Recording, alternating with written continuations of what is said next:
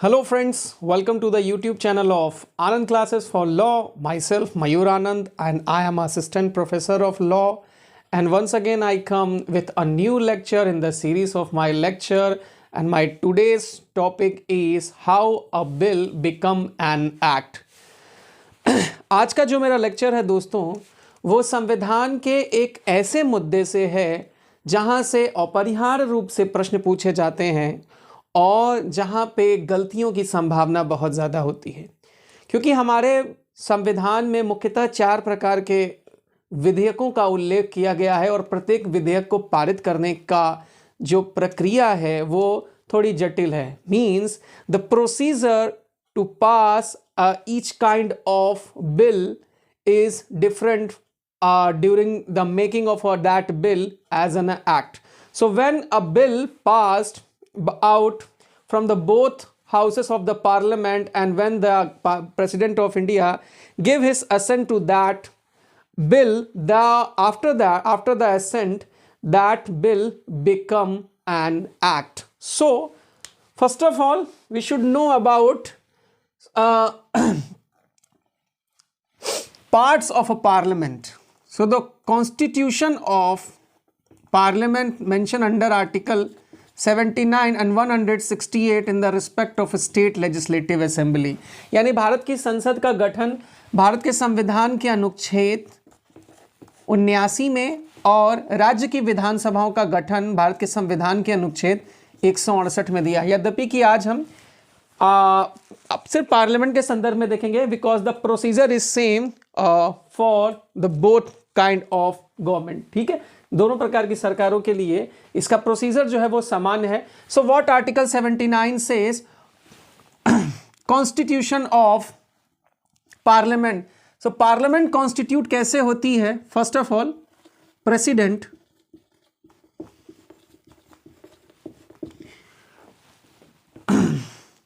Council of States,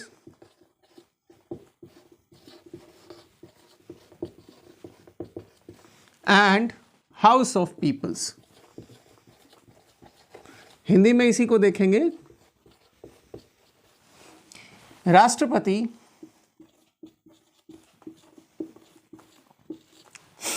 Rajya Sabha, Lok Sabha से.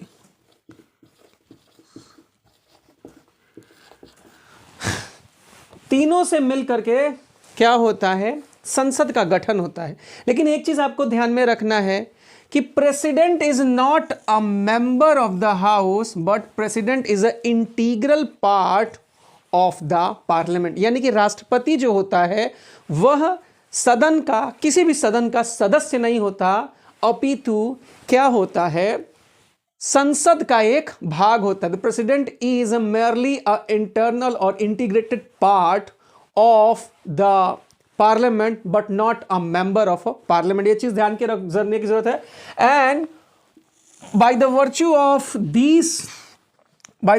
This article 79, each and every bill is necessary for becoming an act shall be passed out from the all 3 institution mentioned under article 79. यानी कि किसी भी विधेयक को अधिनियम बनने के लिए यह आवश्यक है कि ये तीनों संस्थाओं से सहमति प्राप्त की हो. और सहमति प्राप्त करने का जो प्रोसीजर है यही आपका आर्टिकल 107 से लेकर के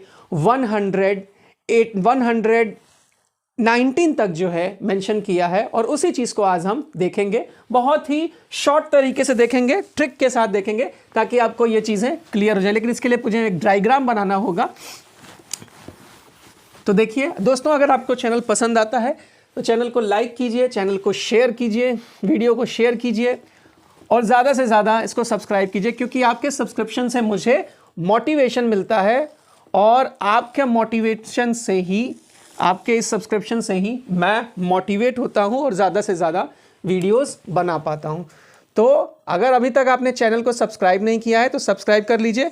इसके साथ साथ मेरी पिछले वीडियोस की लिंक भी आपको मिल जाएगी, जिसमें क्वालिफिकेशन ऑफ द जजेस of a supreme court and the dispute on seniority.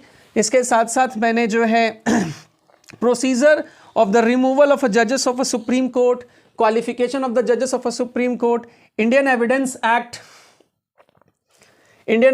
Act में रेलिवेंट फैक्ट इन इश्यू, इन तमाम ऐसे मुद्दों पे जो है मैंने वीडियोस डाले हुए हैं, जो वीडियोस आपके लिए बहुत ही ज़्यादा सिग्निफिकेंट है। और खासकर अगर आपका कॉन्सेप्ट क्लियर नहीं है किसी भी चीज़ पे, तो आप इन वीडियोस को ज़रूर देखिए, डेफिनेटली आपका कॉन्सेप्ट क्लियर होगा।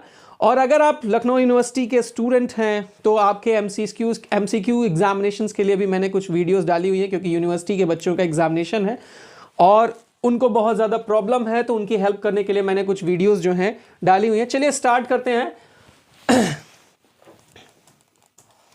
फर्स्ट ऑफ ऑल हम क्या देखते हैं, काइंड्स ऑफ बिल यानी विधेयकों के प्रकार। तो पहला है हमारा जनरल बिल, जिसे कहते हैं सामान्य विधेयक।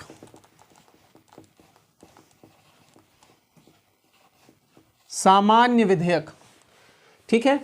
दूसरा है मनी बिल, जिसे हम कहते हैं धन विधेयक।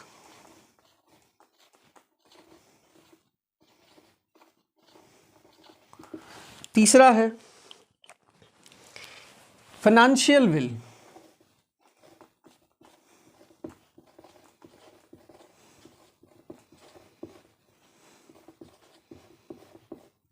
इसे हम कहते हैं वित्त विधेयक।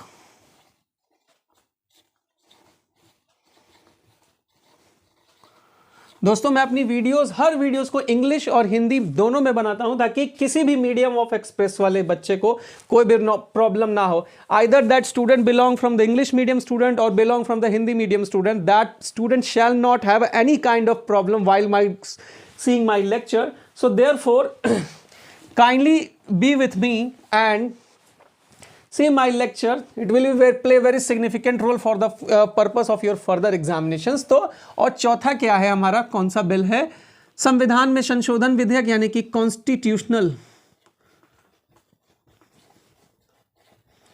Constitutional amendment bill.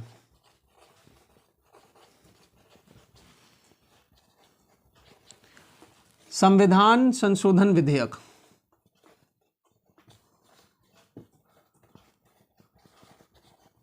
ठीक है, अब इसको हम देखते हैं। पहला पॉइंट,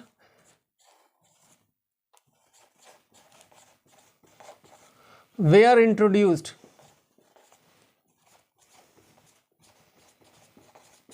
कहां प्रस्तुत होगा।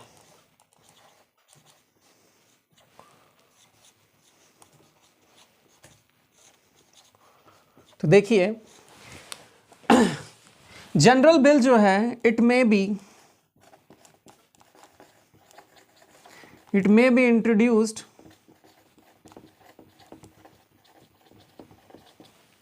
either in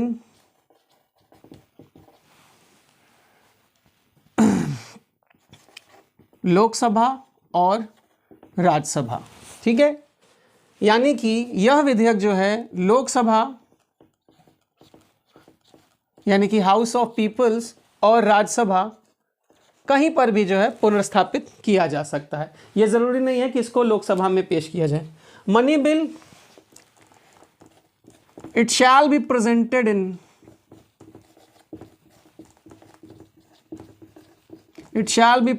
in House of Peoples, यानी इसे मात्र जो है लोकसभा में ही प्रस्तुत किया जाएगा, इसको राज्यसभा में प्रस्तुत नहीं किया जा सकता, तो लोकसभा में ही इसको प्रस्तुत किया जाएगा। ठीक, इसको देखते हैं। फाइनेंशियल बिल, तो इसकी कंडीशन सेम कैसी है, जनरल बिल की है, इट मे बी प्रेजेंटेड और इंट्रोड्यूस्ड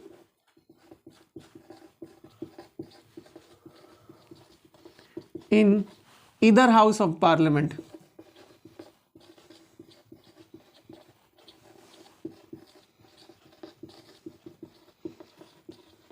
इसको भी जो है किसी में भी, या तो आपकी लोकसभा में या राज्यसभा में।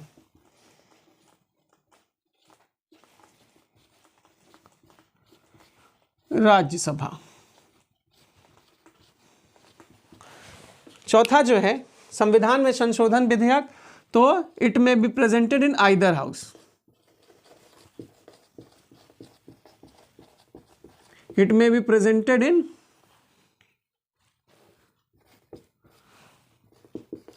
ईदर हाउस, किसी में भी प्रस्तुत कर सकते हैं, राज्यसभा में, लोकसभा में। तो अभी तक हमने क्या देखा, हमने सिर्फ ये देखा है कि कौन सा बिल कहां प्रस्तुत किया जाएगा। तो मनी बिल को छोड़ करके, ठीक है, अगर हम मनी बिल को छोड़ देते हैं तो मनी बिल को छोड़ करके, माफ कीजिएगा गलत बता दिया मैंने,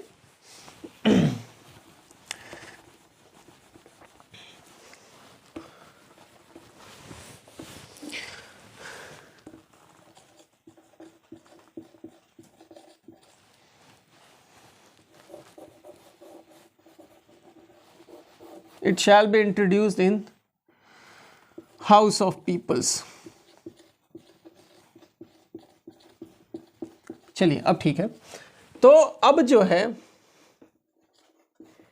क्या है, मनी बिल को छोड़ करके और फाइनेंशियल बिल को छोड़ करके जो और दो तरीके के बिल हैं, ये दोनों में से किसी भी सदन में प्रस्तुत किए जा सकते हैं। यानी कि आपका साधारण विधेयक जो है वो या तो राज्यसभा में प्रस्तुत किया जा सकता है या लोकसभा में प्रस्तुत किया जा सकता है। इसी तरह संविधान में संशोधन विधेयक जो है वो या तो राज्यसभा में प्रस्तुत किया जा सकता है या लोकसभा में प्रस्तुत किया जा सकता है।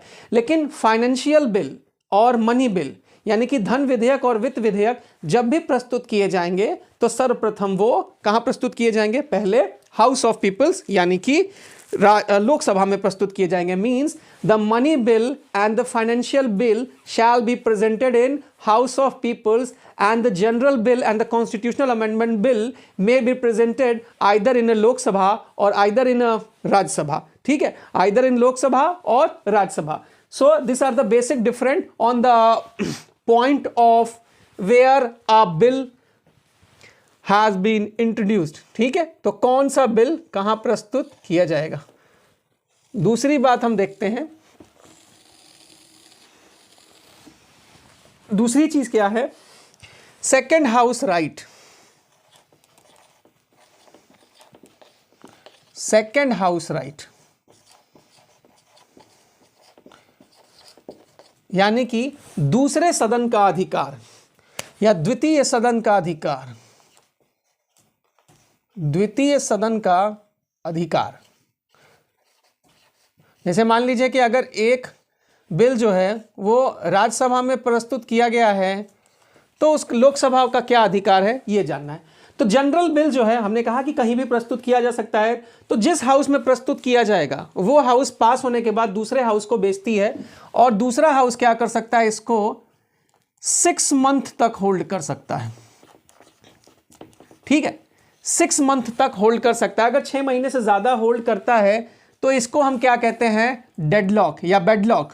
ठीक है, बेडलॉक की कंडीशन कहते हैं और ये कंडीशन जब आती है तो जॉइंट सिटिंग होती है, आगे डिस्कस करेंगे। लेकिन अभी ये देखना है कि ये जो हाउस है, ठीक है, अगर हमने लोकसभा में पेश किया है तो राज्यसभा, और if we introduced any general bill into Rajya Sabha, then that condition Lok Sabha has entitled to hold that bill to at least जो है maximum 6 मंथ। अगर 6 मंथ से ज्यादा की कंडीशन होती है तब चीजें बदलती हैं, तो 6 मंथ तक तो रोकने का उसको राइट है। But in the respect of a money bill the Rajya Sabha, क्योंकि that bill shall be presented in Lok Sabha, so after passing Lok Sabha that bill sent to the Lok Sabha Rajya Sabha for it consent or for it assent. So Rajya Sabha has entitled to hold that bill not more than 14 days।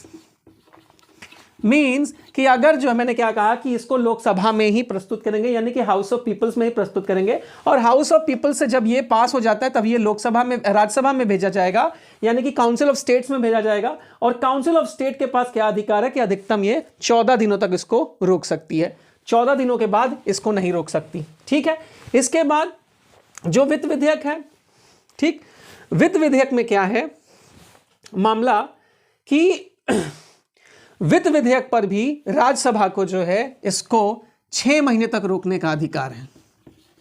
ठीक है, Rajya Sabha 6 month तक hold कर सकती है। ठीक, राज्यसभा क्या कर सकती है, 6 मंथ तक होल्ड कर सकती है।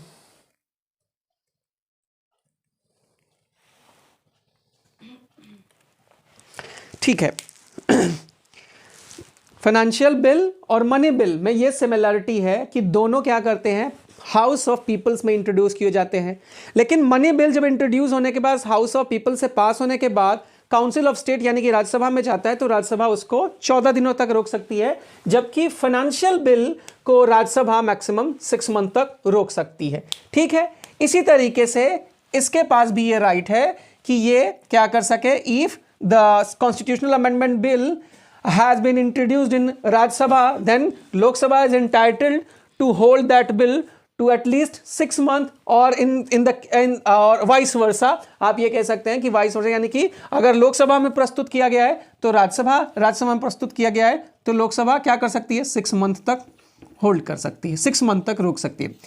ठीक है, अब 6 मंथ तक आप समझिए कि 6 मंथ तक होल्ड हो गया। मान लीजिए कि लोकसभा ने पारित कर दिया और इसके बाद यहां भेजा राज्यसभा में।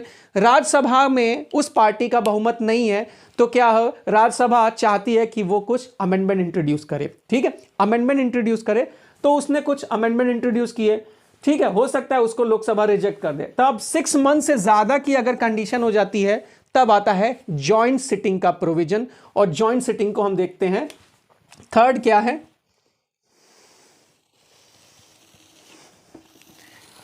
थर्ड है हमारा जॉइंट सिटिंग।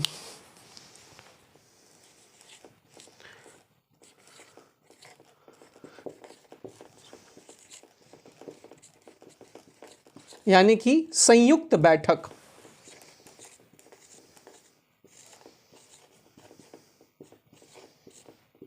संयुक्त बैठक, संयुक्त बैठक का प्रोविजन जो है article 108 of the Indian constitution में है।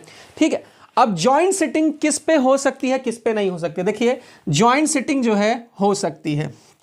ठीक है, अवेलेबल, यानी कि जॉइंट सिटिंग का प्रावधान जो है वो जनरल बिल में लागू होता है। मनी बिल में जॉइंट सिटिंग का प्रावधान लागू नहीं होता। ठीक है, इसी तरीके से फाइनेंशियल बिल में भी जॉइंट सिटिंग का प्रावधान लागू होता है, यानी कि यहां पे जॉइंट सिटिंग कराई जा सकती है, और कॉन्स्टिट्यूशनल अमेंडमेंट बिल में नॉट एप्लीकेबल है, क्योंकि कॉन्स्टिट्यूशन के आर्टिकल 368 के क्लॉज 2 में लिखा है कि वो कॉन्स्टिट्यूशनल अमेंडमेंट होना चाहिए, ईच हाउस से पास होना चाहिए, यानी कि प्रत्येक सदन से होना चाहिए, यानी कि जॉइंट सिटिंग नहीं हो सकती, संयुक्त बैठक दोनों सदनों की नहीं हो सकती। एक चीज तो हमने देख ली कि कहां हो सकती, लेकिन ये संयुक्त बैठक होती कब है, तो देखिए इसकी 3 अवस्था है। पहली चीज की, मान लीजिए अगर एक हाउस ने यानी कि लोकसभा ने क्या किया, एक अपना बिल पास करके राज्यसभा को भेजा है, तो राज्यसभा को इसमें क्या किया, इसने कुछ अमेंडमेंट किए। ठीक, राज्यसभा ने कुछ अमेंडमेंट किए। ठीक है, या इसको 6 मंथ से ज्यादा होल्ड कर लिया।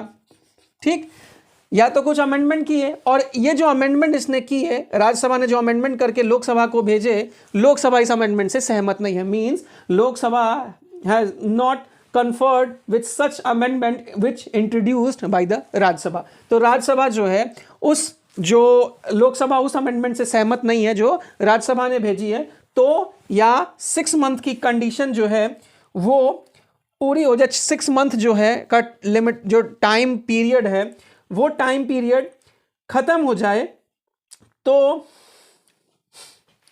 क्या हो सकता है, अब जॉइंट सिटिंग के लिए प्रेसिडेंट ऑफ इंडिया कॉल करता है, क्योंकि बिल तो पास होना जरूरी है, बिल पास नहीं होगा तो लॉ नहीं बनेगा, लॉ नहीं बनेगा तो कंट्री का विकास नहीं होगा। तो प्रेसिडेंट ऑफ इंडिया क्या करता है, ऐसे में डेडलॉक की जो कंडीशन है उसको रिजॉल्व करने के लिए जॉइंट सिटिंग बुलाता है और लोकसभा और राज्यसभा दोनों के मेंबर्स एक साथ बैठते हैं और उस पर वोटिंग होती है और उसके बाद अगर पास होता है तो मान लिया जाता है। लेकिन हर जो है किसमें अवेलेबल है joint sitting, joint sitting available है आपकी जनरल बिल में, ठीक है, मनी बिल में अवेलेबल नहीं है, फाइनेंशियल बिल में अवेलेबल है, लेकिन कॉन्स्टिट्यूशनल अमेंडमेंट बिल में नहीं है। यानी कि कॉन्स्टिट्यूशनल अमेंडमेंट बिल में अगर कोई कंफ्लिक्ट है between the houses, then that conflict shall not be resolved by the joint sitting, ठीक है, by the joint sitting. President of India joint sitting से उसको रिजॉल्व नहीं कर सकता, ठीक है। हम आगे बढ़ते हैं।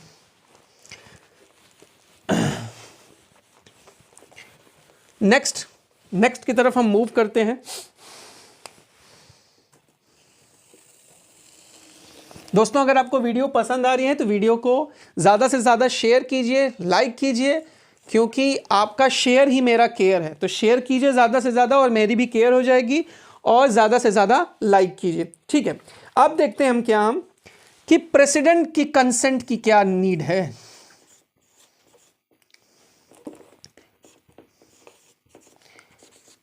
प्रेसिडेंट कंसेंट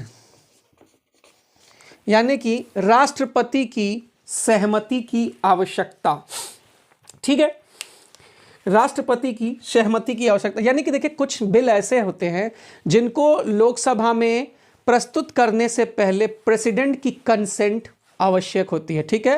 प्रेसिडेंट की कंसेंट से या प्रेसिडेंट की रिकमेंडेशन से ही कोई भी बिल जो है इंट्रोड्यूस होता है, लेकिन हर बिल नहीं होता। कौन से बिल में प्रेसिडेंट की कंसेंट जो है वो सिग्निफिकेंट है, वो चीज़ जानना ज़रूरी है, ठीक है। तो इसमें जो है प्रेसिडेंट की सिग्निफिकेंट की नीड नहीं है, नॉट नीडेड, ठीक है। इसमें आवश्यकता नहीं है कि मनी बिल को किसी भी हाउस में प्रस्तुत करने के लिए ये आवश्यक नहीं है कि प्रेसिडेंट ऑफ इंडिया की पहले क्या हो, रिकमेंडेशन ले ली जाए, उसके बाद ही जो है किया जाए प्रेजेंट। लेकिन मनी बिल में जो है ये मैंडेटरी है, यानी कि अपरिहार्य रूप से यह आवश्यक है कि भारत के राष्ट्रपति की जो है रिकमेंडेशन के बाद ही जो है क्या होगा, कोई भी बिल, मनी बिल जो है वो कहां प्रस्तुत किया जाएगा, लोकसभा में प्रस्तुत किया जाएगा। ठीक इसी तरीके से यहां पे भी आवश्यक है,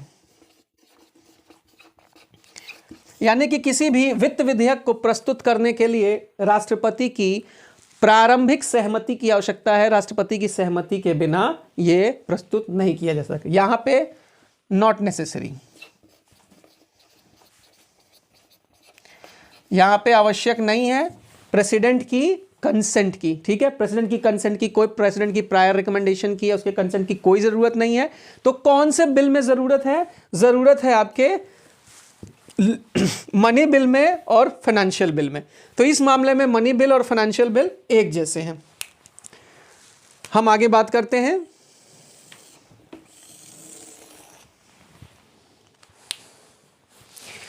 प्रेसिडेंट्स राइट,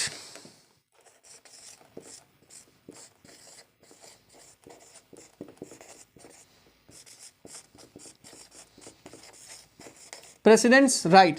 अब भारत के राष्ट्रपति को बिल के बारे में क्या अधिकार है। मैंने आपको कहा था लेक्चर को शुरू करने से पहले, the president of India is a integral part of the parliament and therefore after passing a bill from the both house it shall be presented before the President of India for its consent, because the President of India is an integral part of the Parliament. So therefore it is also very important that the President of India should give his assent on the bill, and after his assent that bill become an act. मैं कह रहा था कि भारत के संविधान के अनुच्छेद 79 में यह प्रावधानित है कि भारत का राष्ट्रपति जो होता है वो संसद का एक भाग होता है, और चूंकि भारत का राष्ट्रपति संसद का एक भाग है, इस कारणवश संसद में जब संसद के दोनों सदनों से कोई भी बिल पास हो जाता है तो भारत के राष्ट्रपति के पास उसकी एसेंट के लिए, यानी कि उसकी सहमति के लिए, उसके सिग्नेचर्स के लिए भेजा जाता है। तो ऐसी कंडीशन में डिफरेंट बिल्स पे प्रेसिडेंट ऑफ इंडिया को क्या पावर है, क्या राइट है, वो जानना जरूरी है। तो देखिए, अगर जनरल बिल इंट्रोड्यूस किया गया है तो प्रेसिडेंट के पास क्या पावर है,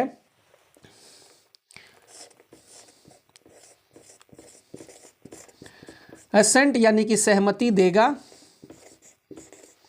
सहमति देगा, ठीक है, अपनी सहमति देगा, या जो है क्या करेगा, असेंट को जो है होल्ड कर लेगा, सहमति रोक लेगा,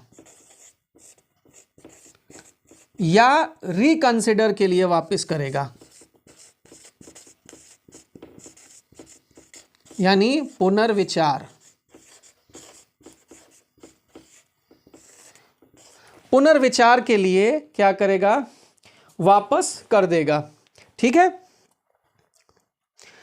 ध्यान से सुनिएगा, जब जनरल बिल जो होता है राष्ट्रपति महोदय के पास जाता है तो राष्ट्रपति महोदय के पास 3 तरह के अधिकार है। पहला कि या तो वो उस बिल पे अपनी सहमति दे दे, अपनी एसेंट दे दे, या अपनी सहमति को रोक ले, ठीक है, या अपनी सहमति को रोक ले, सहमति को रोक ले, या पुनर्विचार के लिए वापस भेज ले। मतलब कि प्रेसिडेंट ऑफ इंडिया को अगर ऐसा लगता है कि जो बिल सदन से पास होकर के आया है दोनों सदनों से, उसमें कोई समस्या है, उसका कोई प्रावधान देश के लिए सही नहीं है, so in such condition the president has entitled to send that bill to the houses for the reconsider, but after the reconsider if the same will be sent by the houses, then in that condition the president is bound to give his assent। यानी कि मैं ये कह रहा था कि reconsider यानी पुनर्विचार के लिए वापस भेज सकता है, लेकिन अगर पुनर्विचार किए जाने के पश्चात बिल पुनः जो है राष्ट्रपति के पास आ जाता है तो ऐसी कंडीशन में राष्ट्रपति अपनी सहमति देगा ही देगा। ठीक है, इसमें क्या है,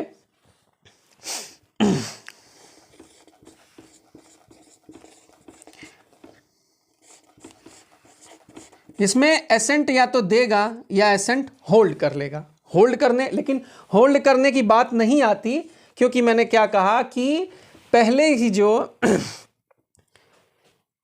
राष्ट्रपति की चूंकि प्रारंभिक सहमति से ही कोई मनी बिल जो है पेश किया जाता है, तो इस वजह से होल्ड करने का अधिकार तो है, लेकिन कोई भी होल्ड करता नहीं, क्योंकि पहले से ही अपनी सहमति दे दी गई है, तभी इंट्रोड्यूस हुआ, और इंट्रोड्यूस होने के बाद से जो है वो पास होकर के आया है, तो क्यों उस पर अपनी सहमति रोकनी। ठीक इसी तरीके से यहां भी प्रावधान है, क्या चीज कि एसेंट देगा या एसेंट होल्ड कर लेगा या रिकंसिडर के लिए वापस भेज सकता है। ठीक, सहमति देगा, रोक लेगा, या पुनर्विचार के लिए वापस करेगा, पुनर्विचार के लिए वापस भेज सकता है। देखिए, कई मामलों में जनरल बिल और जो आपका ये फाइनेंशियल बिल एक दूसरे से मेल खाते हैं। ठीक है, और कुछ मामलों में फाइनेंशियल बिल मनी बिल से मेल खाता है। इसको मैं लास्ट में एक बार फिर आपको रिकॉल कराऊंगा किन मामलों में कौन सा सेम है। यहां पे क्या है, यहां पे प्रेसिडेंट जो है अपनी कंसेंट देगा ही देगा, एसेंट जो है अपनी यानी कि अपनी सहमति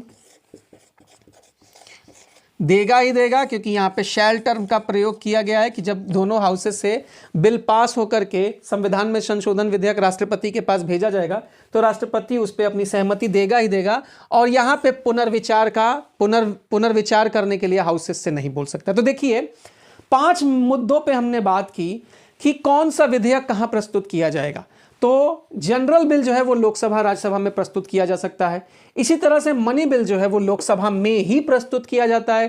ठीक, फाइनेंशियल बिल यानी वित्त विधेयक भी लोकसभा में ही प्रस्तुत किया जाता है, और कॉन्स्टिट्यूशनल अमेंडमेंट बिल जो है वो राज्यसभा लोकसभा दोनों में प्रस्तुत हो सकता है। यानी कि इस मामले में कहां प्रस्तुत किया जाएगा, जनरल बिल और कॉन्स्टिट्यूशनल बिल एक समान है, जबकि मनी बिल और फाइनेंशियल बिल अलग तरीके से एक समान है। ठीक है, किस बिल को कौन सा दूसरा जो हाउस है उसके पास क्या राइट है, तो दूसरा हाउस इसको 6 महीने तक रोक सकता है। ठीक है। इसको राज्यसभा जो है, क्योंकि पहले लोकसभा में पेश किया जाएगा तो लोकसभा से राज्यसभा में आएगा, राज्यसभा इसको मैक्सिमम 14 डेज तक रोक सकती है। 14 डेज के बाद इसको जो है वापस जाना होगा, ठीक है। इसके बाद वापस इसको भेजना होगा। इसके बाद से राज्यसभा इसको जो है फाइनेंशियल विधेयक को जो है 6 मंथ तक होल्ड कर सकती है, और इसके साथ साथ कॉन्स्टिट्यूशनल अमेंडमेंट बिल को भी जो है क्या है 6 मंथ तक होल्ड किया जा सकता है, ठीक है। तो सिर्फ एक मुद्दा है जहां पे 14 दिनों तक ही राज्यसभा रोक सकती है, वो है मनी बिल, क्योंकि मनी बिल जो है धन से संबंधित मामला होता है, इसमें राज्यसभा को कोई बहुत ज्यादा अधिकार नहीं दिया गया है, ठीक है। इसके साथ साथ जॉइंट सिटिंग, तो इसमें जॉइंट सिटिंग हो सकती है। जॉइंट सिटिंग कहां पे है, तो आर्टिकल 108 में एक बार फिर से रिपीट कर देता हूं, भारत के संविधान के अनुच्छेद 108 में है। मनी बिल को जो है 109 में इसको पारित करने की प्रक्रिया बताई गई है, 110 में इसको परिभाषित किया गया है। फाइनेंशियल बिल के बारे में प्रावधान 117 में है, ठीक है, और इसके बारे में प्रावधान आपके 368 में है, ठीक है। तो अब जॉइंट सिटिंग कहां पे हो सकती है, अब जॉइंट सिटिंग होती कब है, मैंने बताया था कि मान लीजिए कि राज्यसभा ने इसको पास करके, लोकसभा ने पास करके राज्यसभा को भेजा, राज्यसभा को अगर चीजें पसंद नहीं आ रही हैं तो ये अपनी तरफ से कुछ बदलाव करके लोकसभा को भेज सकती है। And after the some changes if the Lok Sabha will not consider on the changes made by the Rajya Sabha, तो फिर क्या होगा, दोनों का एक दूसरे से कंसेंट नहीं है, या दोनों की अलग अलग पार्टी है, बीजेपी है, कांग्रेस है, तो कंसेंट नहीं बनेगी, तो इसी को कहते हैं डेडलॉक की कंडीशन। और इसमें क्या होता है, जॉइंट सिटिंग, यानी कि president of India joint sitting बुलाता है और संयुक्त रूप से मिल करके पास हो जाता है, तो मान लिया जाता है। यहां पे जॉइंट सिटिंग नहीं होती, मतलब इसको जो है क्या है, दोनों हाउस से पास होना ही पड़ेगा। राज्यसभा के पास यहां पे क्या दिक्कत है कि राज्यसभा, मान लीजिए लोकसभा ने कोई मनी बिल भेजा और राज्यसभा उससे सहमत नहीं है, तो राज्यसभा क्या कर सकती है, अमेंडमेंट इंट्रोड्यूस कर सकती है, ठीक। अब इसने अमेंडमेंट मान ली इंट्रोड्यूस करके लोकसभा को भेजा, तो लोकसभा के पास ये राइट है कि लोकसभा इस अमेंडमेंट को कंसिडर करे, यानी कि स्वीकार करे या रिजेक्ट कर दे। Means the Lok Sabha has right to consider on such amendment or reject that amendment. और अगर 14 डेज से ज्यादा इसको रोकती है तो मान लिया जाता है कि राज्यसभा से ये पास हो गया है। क्यों, क्योंकि जॉइंट सिटिंग का प्रोविजन नहीं है। यहां पे जॉइंट सिटिंग का जो है प्रोविजन है, और यहां पे जॉइंट सिटिंग का प्रोविजन नहीं है, क्योंकि यहां पे क्या टर्म लिखा है, क्लॉज 2 में शैल टर्म लिखा है कि ईच हाउस से पास होना जरूरी है, तो यहां पे जॉइंट सिटिंग नहीं हो सकती। इसी तरह से प्रेसिडेंट के पास क्या अधिकार है, तो प्रेसिडेंट के कंसेंट की जरूरत नहीं है, यानी पेश करने के लिए यहां जरूरत है, यहां जरूरत है और यहां जरूरत नहीं है। ठीक इसी तरह से राष्ट्रपति के पास अधिकार क्या है, वो अपनी सहमति देगा या अपनी सहमति को होल्ड कर देगा या रिकंसिडर के लिए वापस भेजेगा। यहां पे अपनी असेंट देगा या होल्ड करेगा, लेकिन होल्ड करने का कोई मतलब नहीं बनता, क्योंकि पहले क्या होता है, पहले ही प्रेसिडेंट की कंसेंट से ही इंट्रोड्यूस ही किया जाता है बिल, तो इसलिए नहीं होता। यहां पे रिकंसिडर का राइट है, तो रिकंसिडर का राइट जनरल बिल और आपके फाइनेंशियल बिल पे है। ये तो थे कुछ चीजें, कुछ और चीजें हैं जो कॉन्स्टिट्यूशन में नहीं है लेकिन पार्लियामेंट्री रूल्स में है, वो भी बताना जरूरी है आपको, क्योंकि और ज्यादा ब्रॉड जो है आपको नॉलेज मिलनी चाहिए, ठीक है। एक चीज और यहां पे मैं लिख दे रहा हूं, बिल पास कैसे होगा, तो बिल जो है उपस्थित और मतदान करने वाले सदस्यों के 2/3 बहुमत से पास होता है, यानी कि 2/3 जो है 2/3 मेजोरिटी से क्या होता है, कॉन्स्टिट्यूशन में अमेंडमेंट होता है। तो जो है किसी भी बिल को पास करने के लिए क्या जरूरत है, किसी भी बिल को पास करने के लिए जरूरत है कि वो मेजोरिटी से क्या हो, पास हो। तो जब तक मेजोरिटी से पास नहीं होता तब तक जो है नहीं माना जाता कि वो दोनों सदनों की मेजोरिटी से पास होने के बाद ही वो प्रेसिडेंट ऑफ इंडिया के पास जाता है, ठीक है। इसके बाद कुछ पॉइंट्स और हैं जिसको मैं आपको बताना चाहता हूं।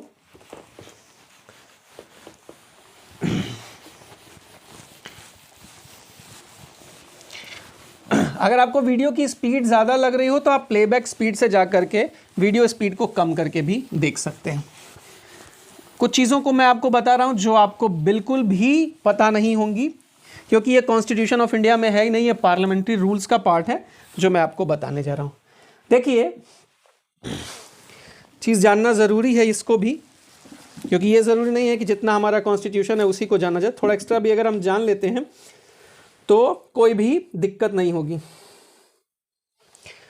जो हमारा जनरल बिल होता है, जनरल बिल या तो किसी मेंबर ऑफ हाउस के थ्रू इंट्रोड्यूस किया जा सकता है, मेंबर ऑफ आइदर हाउस, ठीक है। लेकिन मनी बिल जो होता है वो member of council of minister में ही होता है, member of council of minister.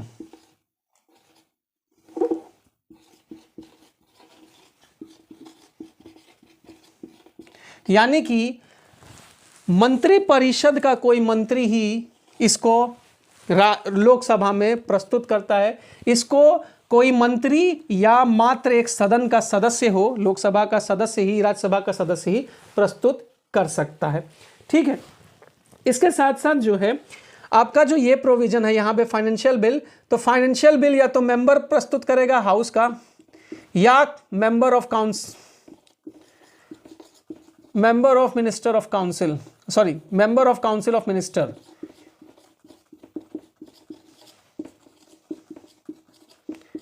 यानी कि काउंसिल ऑफ मिनिस्टर का कोई सदस्य करेगा, ठीक। यहां भी यही प्रोविजन लागू होता है, या तो कोई मेंबर इंट्रोड्यूस कर सकता है या काउंसिल का मिनिस्टर जो है इंट्रोड्यूस कर सकता है।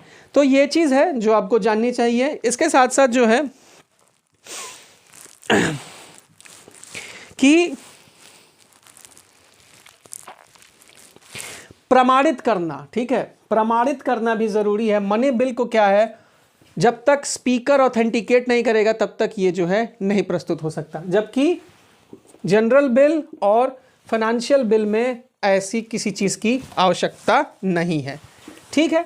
तो ये चीज थी, जानने की जरूरत है। बस एक चीज और बचती है कि जॉइंट सिटिंग में कौन अध्यक्ष होता है, means in joint sitting who has play the rule of speaker, या स्पीकर का रोल, अध्यक्ष का रोल कौन प्ले करता है, तो आंसर होगा आपका लोकसभा का स्पीकर। लोकसभा का स्पीकर जो होता है, लोकसभा का स्पीकर जो होता है वो क्या करता है, लोकसभा का स्पीकर जो है जॉइंट सिटिंग का प्रेसिडेंट होता है। जॉइंट सिटिंग की अध्यक्षता करता है, प्रेसिडेंट नहीं। जॉइंट सिटिंग का की अध्यक्षता जो है वो लोकसभा का स्पीकर करता है, ठीक है। ये चीज आपके आर्टिकल 118 में दी गई है। प्रेसिडेंट ऑफ इंडिया कॉल करता है किसको, हाउसेस को जॉइंट सिटिंग के लिए, बेडलॉक की कंडीशन को खत्म करने के लिए।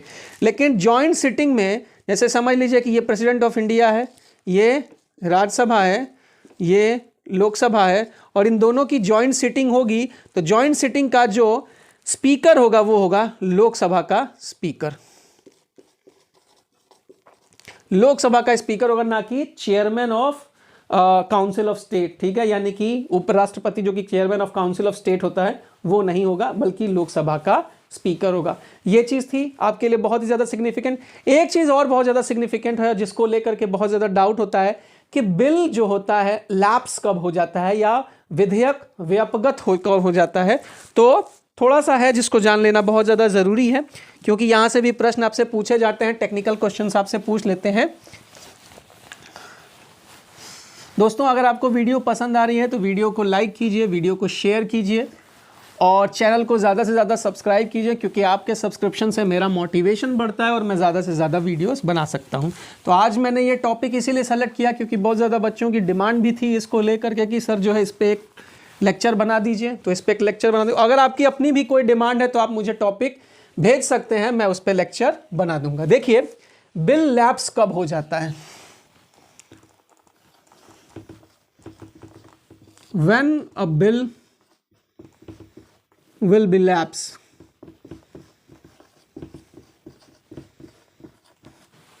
एक विधेयक व्यापगत कब हो जाता है।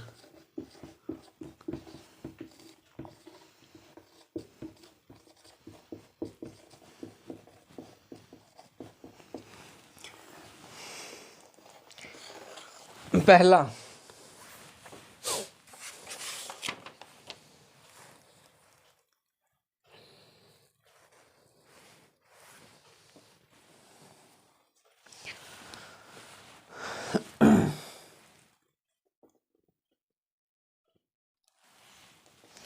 when a bill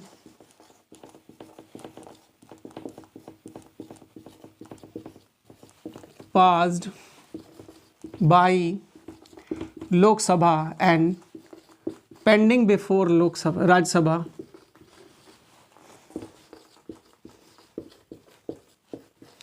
pending before Raj Sabha, then on the dissolve of Lok Sabha, bill will be lapsed.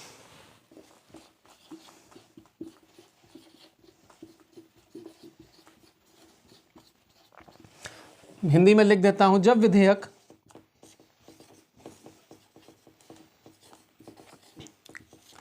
Lok Sabha से पारित होने के बाद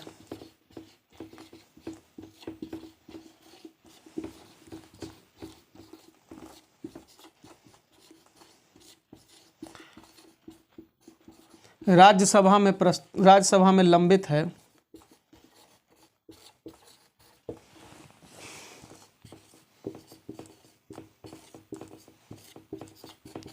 तब लोकसभा के विघटन होने पर या लोकसभा के भंग होने पर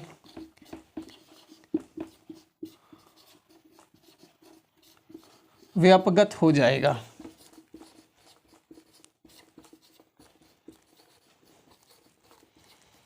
दूसरी कंडीशन क्या है? Second condition,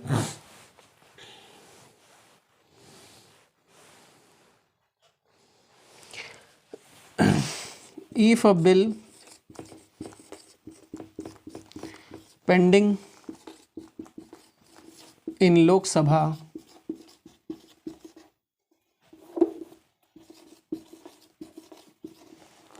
then it will be lapsed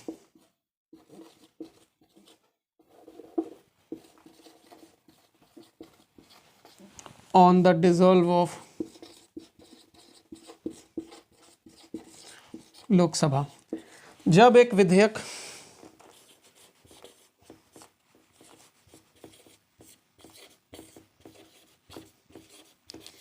Lok Sabha में लंबित है,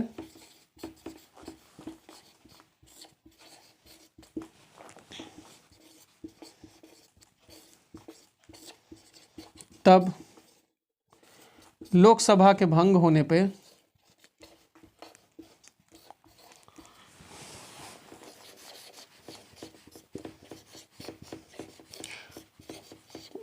व्यापगत हो जाएगा।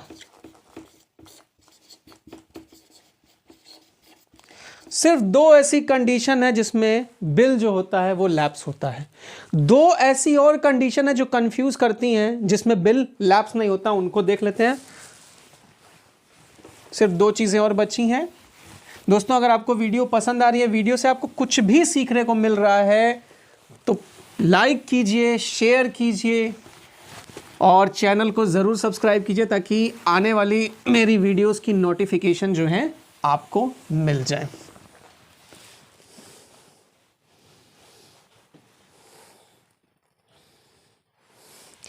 अब देखिए, bill pending in Rajya Sabha which has not passed by Lok Sabha will not lapse on the dissolve of or on the dissolution of Lok Sabha। यदि कोई विधेयक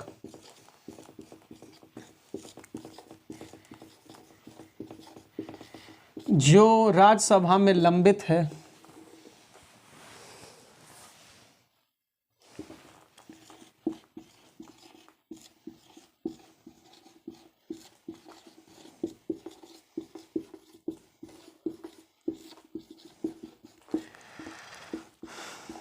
लोकसभा के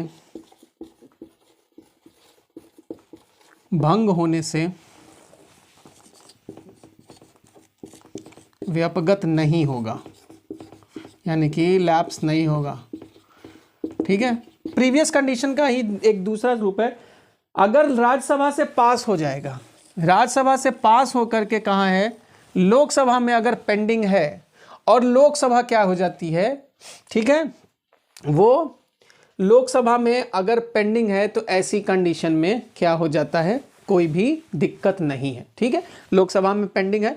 लेकिन अगर मान लीजिए लोकसभा से पास हो गया था और राज्यसभा में पेंडिंग था और लोकसभा तब लैप्स हो गई, तब लैप्स हो जाएगा, जो कि प्रीवियस कंडीशन हमने देखी थी, क्या थी कि bill any bill which has passed by the Lok Sabha and pending before Rajya Sabha will be lapse on the dissolution of Lok Sabha. तो लोकसभा से पास होकर राज्यसभा में लंबित है और लोकसभा भंग हो जाती है तो लैप्स हो जाएगा।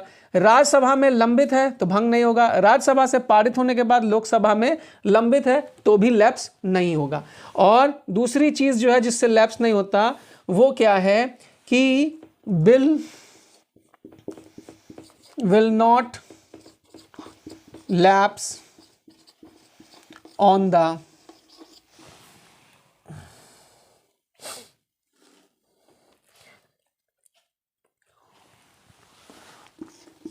prorogation of houses, यानी कि सदन के सत्रवसान होने पर